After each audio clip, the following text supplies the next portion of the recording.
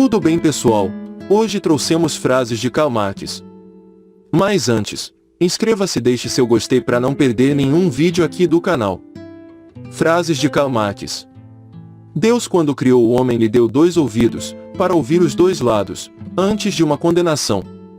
Buscar felicidade em coisas que não trazem felicidade, é aumentar ainda mais a tristeza. Quem tem razão age com calma. Quem intimida quer criar a razão do medo. Jovem, não maltrate o idoso com os olhos do presente, apenas o admire e observe com os olhos do futuro, que você o verá. O medo cala a boca dos inocentes e faz prevalecer a verdade dos culpados.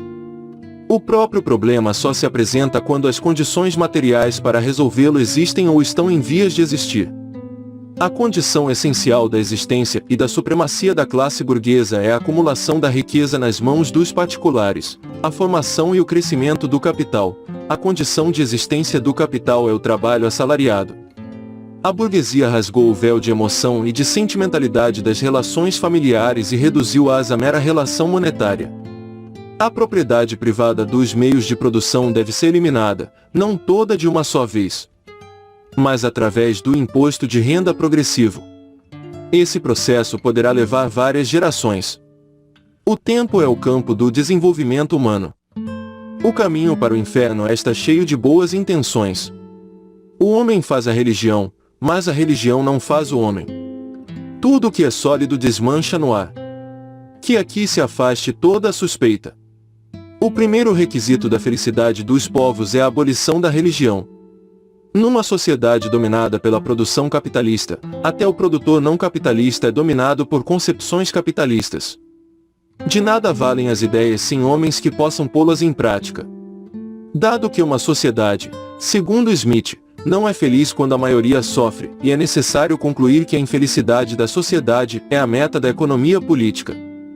As únicas engrenagens acionadas pela economia política são a avidez pelo dinheiro e a guerra entre aqueles que padecem disso, a concorrência. Os olhos que só enxergam a mentira quando percebem a verdade, cegam. Não é a consciência que precede ao ser social, mas é o ser social real que precede a consciência. O governo do Estado moderno não é senão um comitê para gerir os negócios comuns de toda a classe burguesa. Antes um fim com terror do que um terror sem fim. A emancipação dos trabalhadores será obra dos próprios trabalhadores. Os trabalhadores não têm nada a perder em uma revolução comunista, a não ser suas correntes. Se a aparência e a essência das coisas coincidissem, a ciência seria desnecessária. O capitalismo gera o seu próprio coveiro.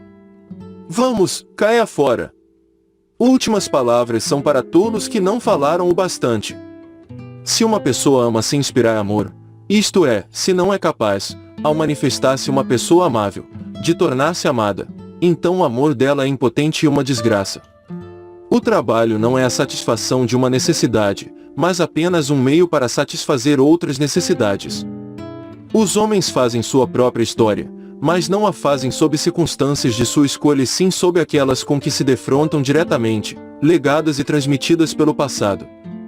A imprensa livre é o olhar onipotente do povo, a confiança personalizada do povo nele mesmo, o vínculo articulado que une o indivíduo ao Estado e ao mundo, a cultura incorporada que transforma lutas materiais em lutas intelectuais, e idealiza suas formas brutas. O comunismo não é para nós um Estado que deve ser estabelecido, um ideal para o qual a realidade terá de se dirigir. Denominamos o comunismo um movimento real que supera o estado de coisas atual. As condições desse movimento resultam de pressupostos existentes. O povo que subjuga outro, foge às suas próprias cadeias.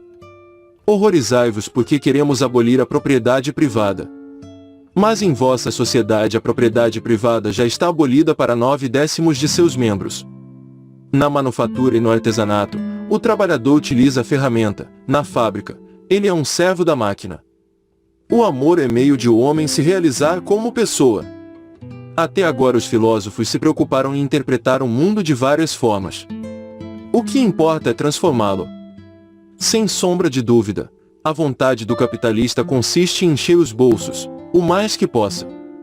E o que temos a fazer não é divagar acerca da sua vontade, mas investigar o seu poder, os limites desse poder e o caráter desses limites.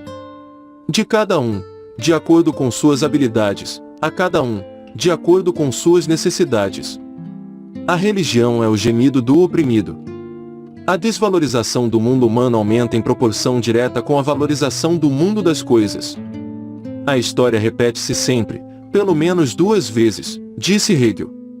Karl Marx acrescentou, a primeira vez como tragédia, a segunda como farsa.